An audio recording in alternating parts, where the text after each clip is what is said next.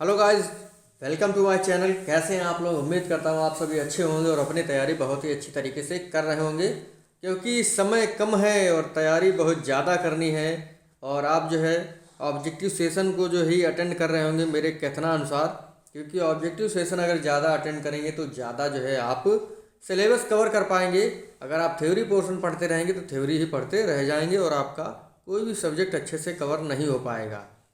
तो हिंदी के mock test के बारे में बात होगी। अगर आप 25 से अधिक लाते हैं तो अच्छी बात है। अगर आपको बाई चांस कोई प्रश्न नहीं आ रहा है तो आने लगेगा, इस उद्देश्य से देखेगा इस वीडियो को कि जो भी प्रश्न आपके सामने आएगा आज के बाद, अगर आपको नहीं आता है तो गलत नहीं होगा एग्ज़ाम में। मतलब यहाँ पर जो है आपको क्लियर कर लेना है कि किसका कौन सा आंसर होगा। ठीक है, तो बिना समय गवाए हुए अपने इस वीडियो को शुरू करेंगे। अगर आपको वीडियो अच्छा लगे लाइक कर दीजिएगा, शेयर कर दीजिएगा। 30 में जितने भी प्रश्न सही करेगा कमेंट करके जरूर बताइएगा। तो प्रश्न है हमारा, देखिए पहला प्रश्न है विलोम उल्टा। कृतज्ञ का विलोम क्या होता है? कर्तव्य, कृतघ्न, अभ्यस्त या संपादित? तो कृतघ्न होगा। क्या होगा? कृतघ्न होगा। मतलब इतनी देर से मैं आपके सामने प्रश्न रखे हूँ तो देखने के लिए थोड़ी है, आपको अब तक उत्तर जान लेना चाहिए। अगला है कौटिल्य का विलोम होगा, बताएं, मार्दव, आर्तव, आजर्व या मृदुल? तो ये होगा कौटिल्य का विलोम शब्द आजर्व होगा। संपन्नता, संपन्नता का विलोम शब्द है आपत्ति, निर्धनता, आफत या विपत्ति? तो संपन्नता का जो है विलोम शब्द होगा, ये होगा निर्धनता। अगला प्रश्न है आपका पर्यायवाची से जुड़ा हुआ है। पर्यायवाची शब्द पर आधारित प्रश्न। सरिता का पर्यायवाची नहीं है तटिनी, त्रिपथगा, निम्ना या तरंगिणी? तो बताएं, सरिता का पर्यायवाची निम्न में से नहीं है, निम्ना। चंद्रहास का पर्यायवाची है करवाल, पक्षी, मनमत, चांदनी। चंद्रहास का पर्यायवाची होगा, क्या होगा? करवाल। मनमत किसका पर्यायवाची है? कामदेव का। शशांक का पर्यायवाची है सूर्य, किरण, चंद्रमा या बादल? शशांक का पर्यायवाची होता है चंद्रमा। अगला है समास पर आधारित प्रश्न है आपके। किस पर? समास पर। वीर पुरुष में कौन सा समास होगा? तत्पुरुष समास, बहुब्री समास, अव्ययी भाव समास या द्वंद्व समास? बताएं आप लोग क्या जवाब होगा इसका। देखिए, वीर है जो पुरुष, अर्थात जिसमें द्वितीय पद जो होता है यानी उत्तर पद जो होता है प्रधान होता है, ठीक है, वो आपका तत्पुरुष समास कहलाता है। ठीक है। अव्ययी भाव समास में क्या होता है? अव्यय जुड़ा हुआ होता है। ठीक है। द्वंद्व समास में क्या होता है? जैसे और का लोप होता है, जैसे माता और पिता। बहुब्रीहि में क्या होता है? मतलब जब किसी भी शब्द का समास विग्रह किया जाए तो वो तीसरे शब्द की ओर इशारा करे। ठीक है, तो आपका क्या होता है? बहुब्रीहि समास होता है। अगला है भरपेट में समास होगा कर्मधारय, अव्ययी भाव, बहुब्रीहि या द्विगु? भरपेट में समास है अव्ययी भाव। प्रतिदिन में समास है अव्ययी भाव। अगला बहुत ही अच्छा प्रश्न है, तत्सम और तद्भव पर आधारित प्रश्न है आपके। ठीक है, तो प्रश्न है नाई का तत्सम बताइए। नौवा, आउ, नापित या नपिति? नाई का तत्सम शब्द होता है नापित। क्या होता है? नापित। सरसों का तत्सम शब्द है सरसप। देखिए 4 लिखे हुए हैं, आपको बताना है इसमें से सही कौन सा है।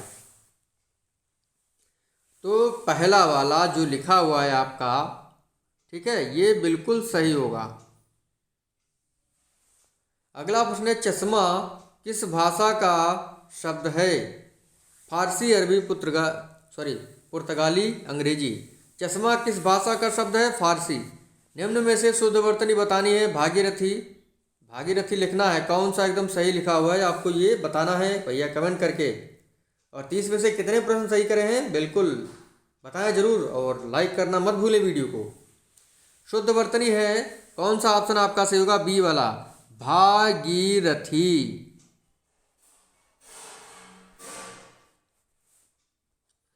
अगला फिर से है शुद्ध वर्तनी, कवियत्री में आपको शुद्ध वर्तनी बताना है, मतलब कवियत्री कैसे लिखा जाता है। अगर आपका उच्चारण सही होगा तो कवियत्री आप लिख लेंगे, अन्यथा नहीं लिख पाएंगे। तो पहला ऑप्शन आपका सही है, कवयित्री। अगला है रस छंद्र अलंकार पर आधारित प्रश्न है। ये तेरा शिशु जग है उदास में अलंकार है उपमा यमक रूपक या अनुप्रास।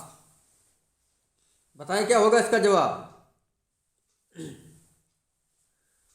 ये तेरा शिशु जग है उदास, इसमें होगा रूपक अलंकार। ठीक है। लिखा है दिवसावसान का समय मेघमय आसमान से उतर रहा है, अलंकार है उपमा श्लेष अनुप्रास या उत्प्रेक्षा। दिवसावसान का समय मेघमय आसमान से उतर रहा है, ये क्या होगा आपका। ये होगा आपका उपमा अलंकार। देखिए कुछ शब्दालंकार होते हैं, कुछ अलंकार होते हैं। जैसे शब्दालंकार में आपका अनुप्रास आता है, यमक आता है, श्लेष आता है, विप्सा आता है। ठीक है। और बात करें अर्थालंकार की तो ये होते हैं उपमा अलंकार, रूपक अलंकार, संदेह अलंकार, उत्प्रेक्षा अलंकार। ठीक है। इन पॉइंट्स को आपको ध्यान रखना है। अगला है गीतिका के प्रत्येक चरण में कितनी मात्राएं होती हैं। 28, 16, 26 या 30। गीतिका के प्रत्येक चरण में कितनी मात्राएं होती हैं ये आपको बताना है। ये होती हैं कितनी मात्राएं। ये होती हैं 26 मात्राएं।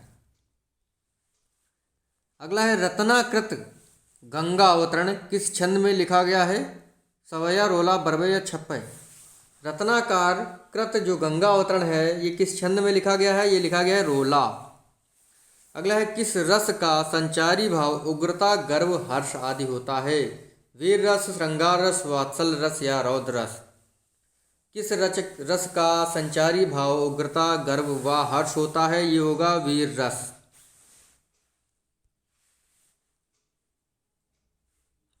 अगला है आचार्य भरत ने किस रस का नाट्य प्रयोग में स्वीकार नहीं किया।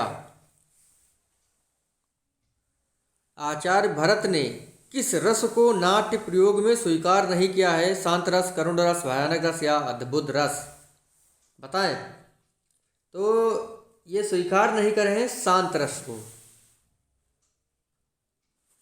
विभत्स रस का स्थायी भाव है विस्मय, विशेषोक्ति, जुगुप्सा, निर्वेद। तो बताना है आपको क्या जवाब होगा इसका। विभत्स रस का स्थायी भाव निम्न में से क्या होता है। बहुत ही अच्छा प्रश्न है भैया। ये क्या होता है विभत्स रस। ये होगा जुगुप्सा। वीर रस का स्थायी भाव उत्साह, करुण रस का स्थायी भाव शोक, हास्य रस का रास, श्रृंगार रस का रति, भयानक रस का भय, विभत्स रस का जुगुप्सा, अद्भुत रस का विस्मय या आश्चर्य, शांत रस का सम या निर्वेद, वात्सल रस का वात्सल रति, भक्ति रस का रति या अनुराग। हवन में जलाने वाली लकड़ी होती है। हवन सामग्री समिधा, वनकाष्ठ, शुष्क काठ। तो हवन में जलाने वाली लकड़ी समिधा कहलाती है। रंगमंच के पीछे का स्थान कहलाता है पृष्ठभूमि, नेपथ्य, मंच पृष्ठ या गूढ़ मंच। तो रंगमंच के पर्दे के पीछे का स्थान नेपथ्य कहलाता है। पानी न मांगना मुहावरे का अर्थ है खुद से पानी पीना, पानी न मांगना तत्काल मर जाना, विरोध में आना। तो पानी न मांगने का अर्थ होगा तत्काल मर जाना। लिखा है महाराज दशरथ यथा नाम यथा गुण थे। तो इसका अर्थ होगा यथा नाम यथा गुण का नाम मात्र की उपयोगिता, गुणवान उपयोगिता विहीन, जैसा नाम वैसा ही गुण। यही होगा जैसा नाम वैसा ही गुण। अदृश्य शत्रु का अर्थ है मीठी चूरी, पेट में दाढ़ी, आस्तीन का छाप या कनकटा होना। अदृश्य शत्रु आपका आस्तीन का सांप होगा। घा का उच्चारण स्थान है मूर्धा, कंठ, तालु, दंत। तो घा, का, खा, गा, घा ये आपके कंठ होते हैं। तालव्य व्यंजन निम्न में से कौन से हैं? देखिए वर्ग दिए गए हैं, आपको बताना है निम्न में से कौन सा तालव्य व्यंजन होगा। तो चा, छा, जा, झा ये आपके तालव्य व्यंजन हैं। अगला बहुत ही अच्छा प्रश्न है। कर्म भूमि के उपन्यासकार निम्न में से हैं जयशंकर प्रसाद, मैथिली शरण गुप्त, प्रेमचंद, यहाँ पर चंद होगा, महादेवी वर्मा जी। तो कर्म भूमि के उपन्यासकार प्रेमचंद जी हैं। गमनीय में प्रत्यय है, गमनीय में प्रत्यय होगा ई या ई। तो गमनीय में प्रत्यय है ई प्रत्यय। अंतिम प्रश्न हमारे इस वीडियो का। अगर आपको वीडियो अच्छा लगे लाइक कर दें, शेयर कर दें और कमेंट करके जरूर बताएं कि आपने कितने प्रश्न सही करे हैं।